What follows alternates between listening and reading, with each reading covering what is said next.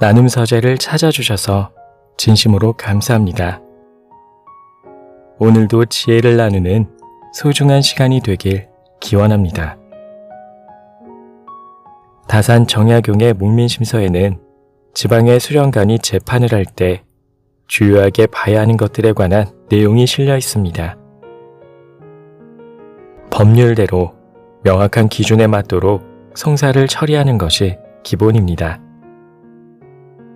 하지만 사람 사이에 일어나는 일은 천차만별이기에 늘 예외가 존재합니다. 그럴 때 필요한 것은 상황을 두루 살필 수 있는 지혜입니다. 오늘은 생각 나눔과 함께 책 누구나 한 번쯤 읽어야 할 목민심서에 실려있는 이야기를 들려드리겠습니다.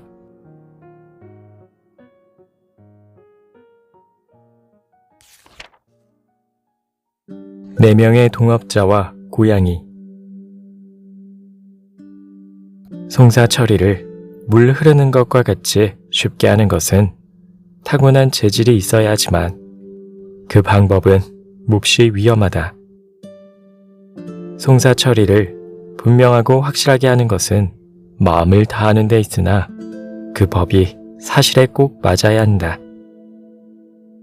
그러므로 송사를 간결하게 하려는 사람은 그 판결을 반드시 더디게 하는데 이는 한번 판결하면 다시 그런 일이 일어나지 않도록 하기 위함이다.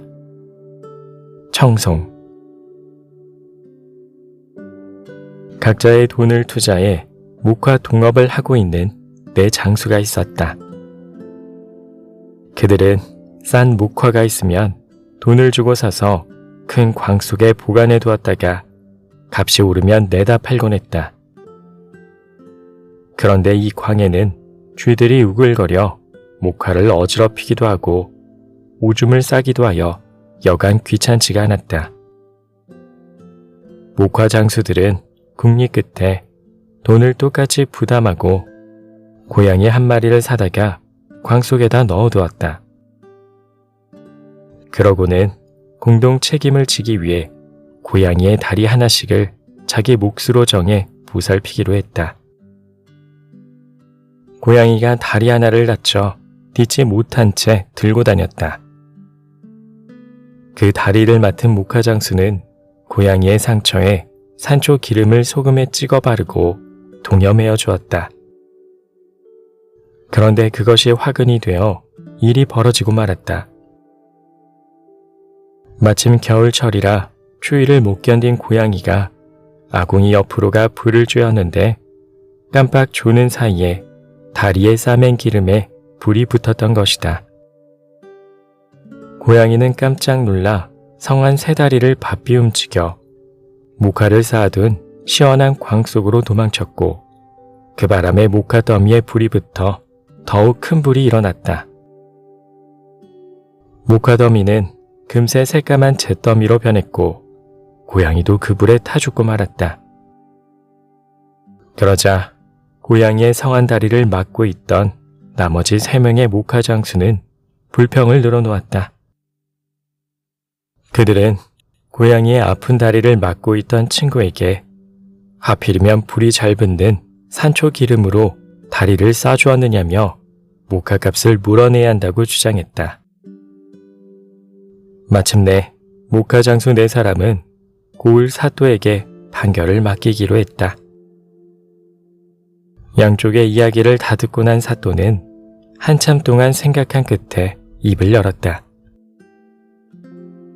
이번 화재로 인해 피해를 본 사람은 너희들 3사람이 아니라 저 사람이다.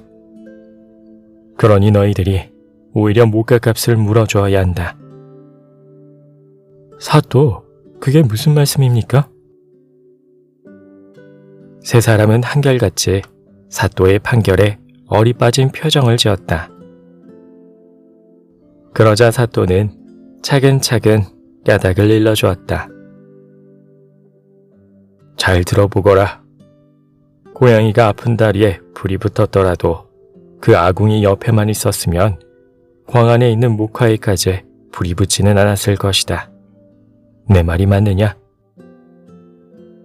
예. 세 사람이 입을 모아 대답했다. 그럼 내가 너희들에게 묻겠다. 불이 붙은 고양이가 그때 광으로 도망을 쳤는데 어느 다리를 디디며 도망을 쳤느냐? 그야 나머지 성한 세 다리로 도망을 쳤겠죠. 그렇다면 너희들이 맡은 고양이의 그 성한 세 다리가 광으로 가지 않았다면 목화에 불이 붙지 않았을 게 아니냐? 그러니 광에 불이 난 것은 너희 세 명이 맡은 그 성한 세 다리 때문이다.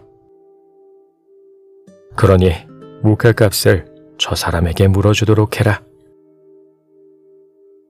사토의 명령에 세 사람은 꼼짝없이 목화값을 변상해 줄 수밖에 없었다.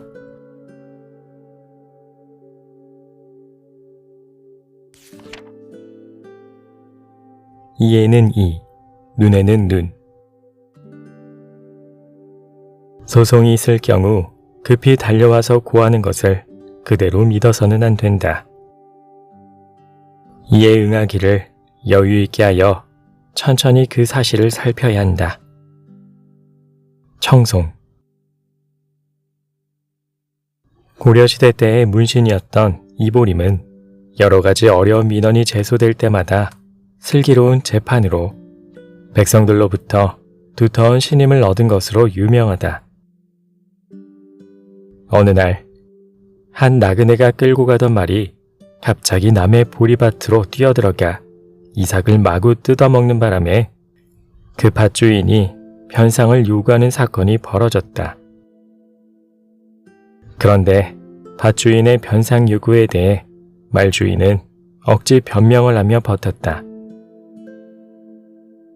내가 보리를 뜯어먹은 것도 아니고 말 못하는 짐승이 한 짓인데 내가 왜 변상을 해야 하오? 말이 오죽 배가 고팠으면 보리 이삭을 뜯어먹었겠소? 사람 인심이 그렇게 야박하다니. 그러면서 말주인은 오히려 밭주인의 야박한 인정을 탓했다. 화가 치민 밭주인은 그를 끌고 이보림 앞으로 갔다. 자초지종을 듣고 난 이보림이 두 사람에게 명했다. 밭주인은 그대로 서 있고 말주인은 땅바닥에 앉도록 해라. 두 사람은 이상하게 생각했지만 시키는 대로 했다. 그러자 이보림이 명령을 내렸다. 자, 이제부터 달리기 시합을 할 테니 준비를 단단히 해라. 만약 뒤처지는 자는 곤장을 칠 테니 그리 할라. 말주인은 앉은 상태에서 있는 힘을 다해 달려보았지만 서서 달리는 밭주인을 따라잡을 수는 없는 일이다. 조금 뒤 나그네는 땀을 뻘뻘 흘리며 볼멘 소리를 했다. 이곳은 너무 불공평한 시합입니다. 앉은 상태에서 어떻게 서서 뛰는 사람을 이길 수 있겠습니까? 그러나 이보림은 시합에서 진 말주인에게 곤장을 치라고 명했다. 아직도 내 잘못을 깨닫지 못했구나. 물론 내가 밭주인을 따라잡을 수 없다는 사실을 모르는 바 아니다. 하지만 그런 억지를 부린 것은 내가 먼저였고 나는 단지 억지를 쓰는 너를 나도 억지로 대한 것이니 내겐 큰 잘못이 없다. 곤장을 맞고 난 뒤 말주인은 밭주인에게 변상을 해주고서야 관가를 나올 수 있었다.